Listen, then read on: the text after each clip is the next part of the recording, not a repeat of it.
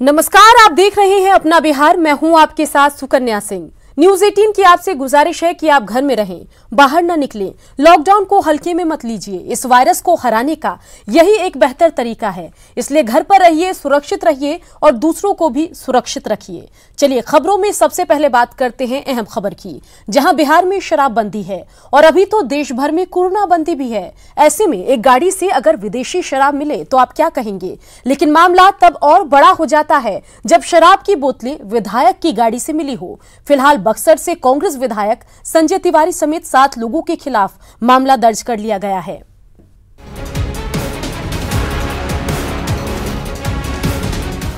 इस गाड़ी को करीने से देख लीजिए। ये वो गाड़ी है जो कानून के रास्ते पर नहीं चलती, क्योंकि इस सफेद गाड़ी की स्टीयरिंग सियासत के हाथों में है। अब जरा इस गाड़ी के नंबर पर भी गौर फरमाइए। नंबर बता रहा है कि ये किसी रसूखदार की गाड़ी है। दरअसल इस गाड़ी का मालिक कोई आम इंसान नहीं है, बल्कि बक्सर से कांग्रेस का विधायक है, जिनका नाम संजय तिवारी उर्फ मुन्ना तिवारी है। इस गाड़ी से 1-2 नहीं बल्कि 8 बोतल शराब मिली है, वो भी विदेशी। बक्सर जिला अंतर्गत सिमरी थाना क्षेत्र में एक वाहन के संबंध में जानकारी मिली कि उसमें शराब का परिवहन किया जा रहा है। जांच की गई तो ये बात सही पाई गई और ये वाहन बिलोंग करता है स्थानीय माननीय विधायक का जो है। तो इसमें 7 व्यक्तियों के विरुद्ध कांड दर्ज किया गया है, जिसमें से 4 व्यक्तियों की गिरफ्तारी हो चुकी है और बाकी 3 के विरुद्ध जो है कार्रवाई जारी है। इस गाड़ी पर सवार 4 लोगों को पुलिस ने गिरफ्तार कर लिया है और गाड़ी भी जब्त कर ली है। बताया जा रहा है कि लॉकडाउन में जरूरतमंदों के बीच राशन बांटने के नाम पर विधायक की गाड़ी में शराब ढोई जा रही थी। तो सवाल है कि राशन के नाम पर जनता के साथ छलावा क्यों? शराबबंदी वाले सूबे में शराब कहां से आई? कांग्रेस विधायक की गाड़ी में शराब कैसे पहुंची? जाहिर है इन तमाम सवालों का जवाब बिहार मांग रहा है, जिसका जवाब आना अभी बाकी है। न्यूज 18 के लिए बक्सर से पुष्पराज पांडे की रिपोर्ट। कोरोना संकट के बीच देशवासियों को आत्मनिर्भर बनाने के लिए केंद्र सरकार ने विशेष आर्थिक पैकेज में सबसे ज्यादा एमएसएमई पर फोकस किया है और बिहार जैसे पिछड़े राज्य के लिए, जहां एमएसएमई उद्योग ही सरकार की रीढ़ है, बड़ा मौका हाथ आया है कि इसका फायदा उठाया जा सके।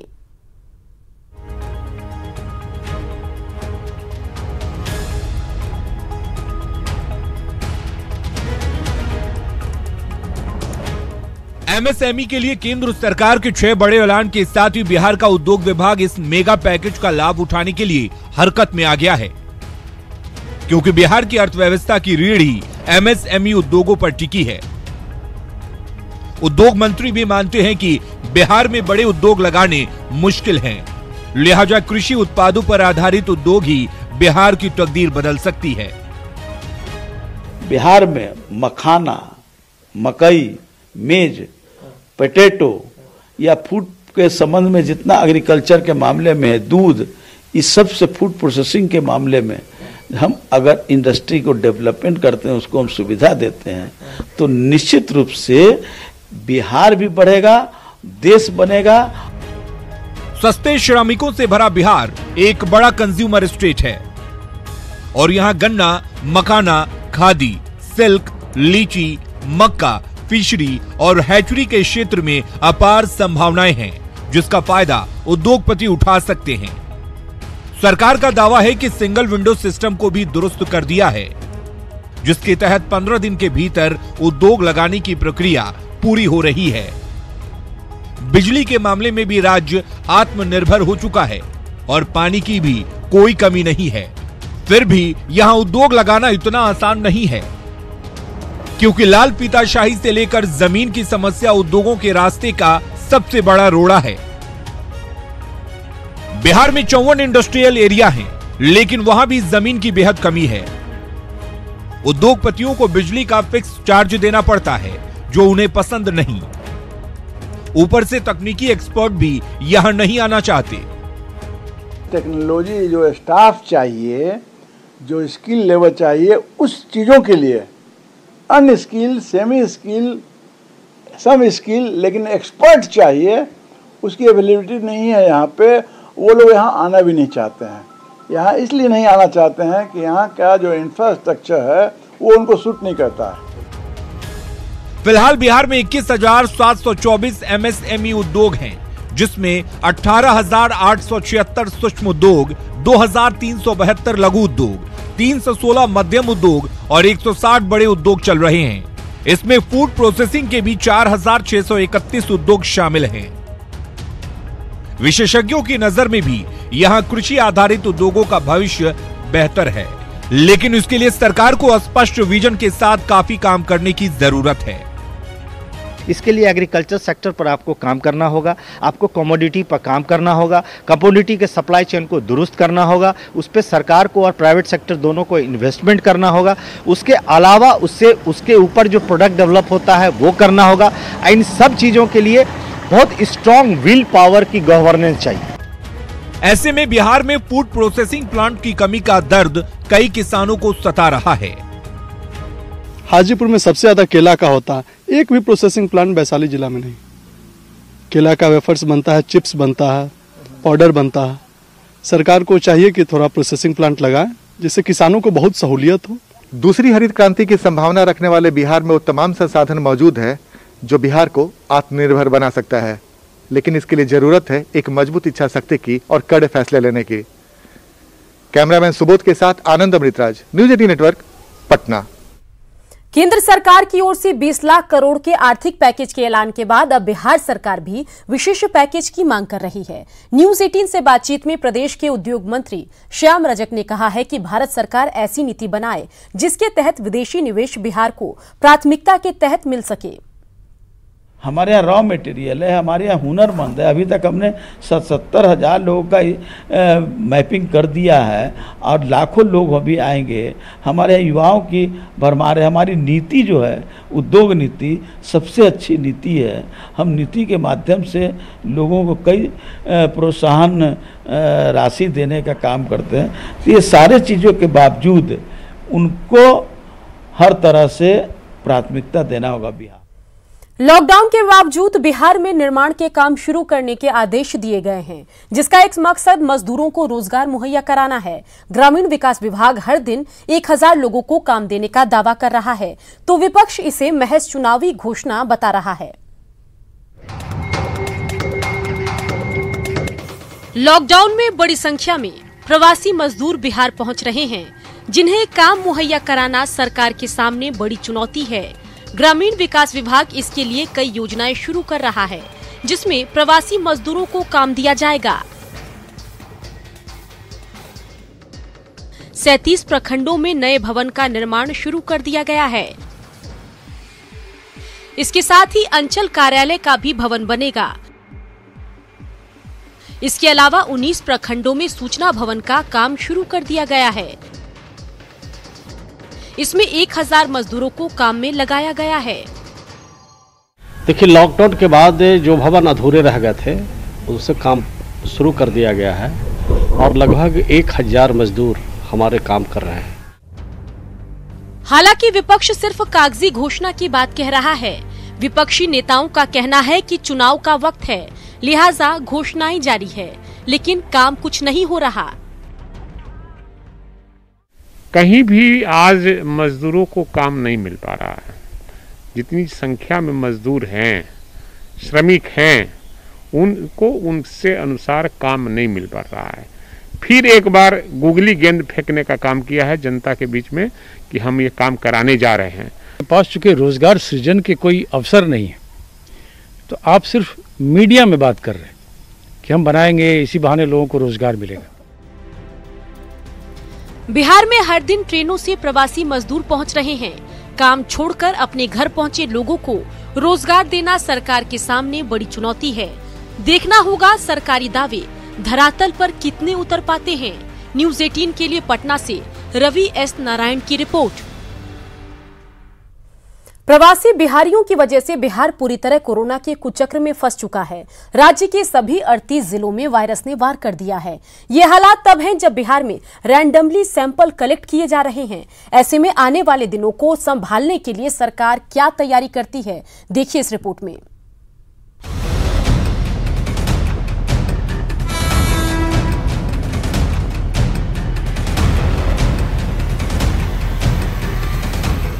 लॉकडाउन में बाहर फंसे श्रमिकों के बिहार पहुंचने के बाद राज्य सरकार की नींद उड़ गई है, क्योंकि बीते 9 दिनों में बिहार में कोरोना का केस लगभग 3 गुना हो गया है, जिससे पॉजिटिव मरीजों की संख्या 1000 के पास पहुंच गई है।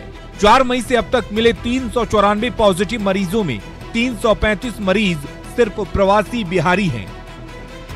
अब जरा जानिए कि इन प्रवासी श्रमिकों की जांच कैसे की जा रही है और व्यवस्था क्या है। उनका स्वास्थ्य का स्क्रीनिंग कर रहे हैं, आवश्यकता अनुसार उनका परीक्षण कर रहे हैं और परीक्षण के बाद यदि लगता है कि इनको क्वारंटाइन रखना है या आइसोलेशन में रखना है, जैसा चिकित्सक का सुझाव होता है उसके अनुरूप फिर हम काम करते हैं। स्वास्थ्य मंत्री का दावा है कि बिहार में कोरोना जांच के लिए RT-PCR, RNA एक्सट्रैक्ट मशीन के अलावे CB-नेट मशीन काम कर रही है, जिसमें फिलहाल किट की कमी नहीं है और जरूरत पड़ने पर भारत सरकार और BMS-ICL बिहार आपूर्ति कर रही है। मंत्री जी के मुताबिक बिहार में 19,250 RNA किट उपलब्ध है, जबकि 32,250 VTM किट और 35,000 RT-PCR किट उपलब्ध है। भारत सरकार ने बिहार को 15 ट्रूनेट मशीन भी उपलब्ध करवा दिया है और अब जांच की क्षमता बढ़ाने पर जोर दिया जा रहा है। जांच के जो किट्स हैं उनकी कहीं कोई दिक्कत नहीं है। हमने आगे आने वाले दिनों में भारत की सरकार से यह आग्रह किया है कि हमको और RT-PCR मशीन उपलब्ध कराया जाए, जो ऑटोमेटिक RNA एक्सट्रैक्शन मशीन होता है वो उपलब्ध कराया जाए, ताकि हम अपनी जांच की क्षमता को और बढ़ा सकें। अब सवाल है कि जब संसाधनों की कमी नहीं है तो फिर रैंडमली ही प्रवासी बिहारियों की जांच क्यों की जा रही है, जबकि सरकार के आंकड़े ही बताते हैं कि बाहर से आए लोगों में रैंडमली 6% लोग कोरोना पॉजिटिव निकल रहे हैं। ऐसे में बाहर से आए 2 लाख लोगों में 6% के मुताबिक 12,000 श्रमिक पॉजिटिव हैं, जिनकी जांच नहीं हो सकी है। ऐसे में कोरोना पर नजर रखे डॉक्टर निगम प्रकाश हर दिन कम से कम 10,000 जांच जरूरी बता रहे हैं। अगर आप चाहते हैं सही ढंग से इस डिजीज के आंकड़े के बारे में, तो ये रैंडम टेस्ट करने से काम नहीं चलेगा। अभी इसकी संख्या को बढ़ा करके जैसा प्रपोजल है कि 10,000 प्रतिदिन किया जाए, हालांकि बिहार कितना तैयार है इसके लिए ये अभी थोड़ा सा संशय का विषय है, लेकिन जहां तक मैं समझता हूं एज ए मेडिकल फ्रेटर्निटी इस नंबर को 10,000 जरूर करना चाहिए। गौरतलब है कि प्रवासी मजदूरों में पॉजिटिव मिलने के बाद सीएम नीतीश कुमार ने भी प्रतिदिन 10,000 सैंपल जांच करने का निर्देश दिया है। बावजूद इसके बिहार में अभी 1,800 से 2,000 सैंपल की ही जांच हो पा रही है। ऐसे में देखना होगा कि स्वास्थ्य विभाग टेस्टिंग कब तक और कितना बढ़ा पाती है। रजनीश कुमार, न्यूज़ 18 पटना। चलिए, बिहार सरकार का बड़ा फैसला तो आया, लेकिन इन सब के बीच बिहार में लगातार प्रवासी मजदूरों का सिलसिला आने का जारी है। राज्य सरकार का स्पष्ट आदेश है कि इन सभी मजदूरों को 21 दिनों के लिए क्वारंटीन करना है, लेकिन कई क्वारंटीन सेंटर ऐसे हैं जहां जगह नहीं है। ऐसे में वहां के मजदूर कैसे और कहां अपने लिए क्वारंटीन सेंटर बना रहे हैं, रिपोर्ट के जरिए देखिए। तेलंगाना से मुजफ्फरपुर के मुशहरी पहुंचे हैं ये प्रवासी मजदूर। क्वारंटाइन सेंटर में जगह नहीं होने के कारण इन मजदूरों ने पेड़ के नीचे ही अपना आशियाना बना लिया। इनका कहना है कि ये लोग यहाँ सुरक्षित हैं, यहीं पर पूरे नियम के साथ 21 दिनों का क्वारंटाइन पूरा करेंगे। पेड़ के नीचे इसलिए हम लोग रह रहे हैं कि ये सेफ जगह है और यहाँ पे गांव वाले पहले भी रहा करते थे। वहाँ नहीं जा रहे हैं, वहाँ 10 जगह से 10 किस्म का आदमी आएगा, कौन है, कौन संक्रमित है, कौन नहीं है, कौन कैसा है, इसलिए इसी वजह से हम लोग वो डर के वजह से वहाँ नहीं जा रहे हैं। मुशहरी के राजवाड़ा पंचायत की मुखिया कहती है, तेलंगाना से आए ये सभी मजदूर इन्हीं पंचायत के हैं। सभी अपने गांव के पास ही एक पेड़ के नीचे साफ सफाई करके रहने लगे। पंचायत की मुखिया ने इन मजदूरों के लिए सभी जरूरी सामान उपलब्ध कराए। स्कूल में तो रखे हुए हैं, एक जगह 13 गो रखे हुए हैं, एक जगह 21 गो रखे हुए हैं और व्यवस्था कर ही रहे हैं और फिर व्यवस्था में लगे हुए हैं हम लोग सब। इन मजदूरों की थर्मल स्क्रीनिंग के अलावा कोरोना की कोई जांच नहीं हुई है। ये लोग खुले में शौच जा रहे हैं। दूसरे चरण की जांच के दौरान यदि एक भी मजदूर कोरोना पॉजिटिव निकल गया और उस एक मरीज से कई लोग संक्रमित हो गए तो इसकी जिम्मेदारी कौन लेगा? न्यूज़ 18 के लिए मुजफ्फरपुर से प्रवीण ठाकुर की रिपोर्ट। लॉकडाउन के दौरान सभी अपनी जान बचाने में जुटे हैं। वहीं मधेपुरा में महादलितों पर दबंगों के अत्याचार का मामला सामने आया। दबंगों की बर्बरता का वीडियो दिखाते महादलित समरणालय पहुंचे और अधिकारियों से न्याय की गुहार लगाई। पूरा मामला क्या है, इस रिपोर्ट के जरिए आपको दिखाते हैं। मधेपुरा समाहरणालय के समक्ष न्याय की गुहार लगा रहे ये लोग सदर थाना क्षेत्र के हसनपुर बराही गांव के महादलित बस्ती के रहने वाले हैं। दरअसल 28 अप्रैल को दलित बस्ती में तोड़फोड़ और आगजनी की घटना के बाद दलितों ने 16 लोगों को नामजद आरोपी बनाया था, लेकिन पुलिस ने जांच करने के बाद 10 लोगों का नाम हटा दिया। फिर क्या था? पुलिसिया अनुसंधान पर सवाल उठाते हुए दलित बस्ती के लोग पहुंच गए मधेपुरा समाहरणालय। घर द्वार आग लगा दिलके, लूट लेलके, गाछ वृक्ष काट दिलके, कल तल खोल लेलके, पानी पिए ले बेटे से रहे ला घर ले छे। आरोपी पूर्व मुखिया और आरजेडी नेता रविशंकर यादव की माने तो जिस जमीन पर महादलित बस्ती बसी है वो उनकी पुश्तैनी जमीन है। महादलित इस जमीन को सरकारी बताकर अतिक्रमण करने में लगे हैं। आरोपी पूर्व मुखिया ने मारपीट और लूटपाट के आरोपों को गलत बताया। मेरा एक पुश्तैनी जमीन है 1902 का। अनुसूचित जाति के लोगों ने रात में घर बनाना शुरू कर दिया और हम लोग वहाँ आग तक नहीं लगा है, उसको यही मना करने गए थे, तुम लोग का है घर बना रहा है। हालांकि प्रशासन ने मामले के जल्द निपटाने का दावा किया है। एसडीएम के मुताबिक ये जमीन विवाद पुराना है और इसके सर्वेक्षण के बाद आगे की कार्रवाई की जाएगी। मामले जो है हम लोग पहले भी तहकीकात किए थे और दोनों पक्षों को बैठा करके समझाए थे, तो सॉल्यूशन निकल गया है। तो लॉकडाउन चल रहा है इसलिए अभी थोड़ा स्थगित है। अब तक 2 गिरफ्तारी के बाद अन्य लोगों की गिरफ्तारी का लिए छापामारी की गई है, लेकिन बहुत सारे नाम इसमें ऐसे दिए गए हैं जो कि घटना में लिप्त नहीं थे। वहीं SC/ST कल्याण मंत्री ने पुलिसिया जांच में आरोपियों के नाम हटाने की घटना को गंभीर बताया है और उच्च स्तरीय जांच की बात कही है। सुनते हैं कि कुछ आदमी का उसमें से नाम छांट दिया गया है, लेकिन गरीब को न्याय मिलेगा, दोषी को बख्शा नहीं जाएगा और उसका उच्च स्तरीय जांच भी होगा। बहरहाल अब देखना होगा कि इस पुराने भूमि विवाद को मधेपुरा के प्रशासनिक अधिकारी कब तक सुलझा पाते हैं, ताकि पीड़ित दलितों को जल्द से जल्द न्याय मिल सके। न्यूज़ 18 के लिए मधेपुरा से दुर्बसु की रिपोर्ट।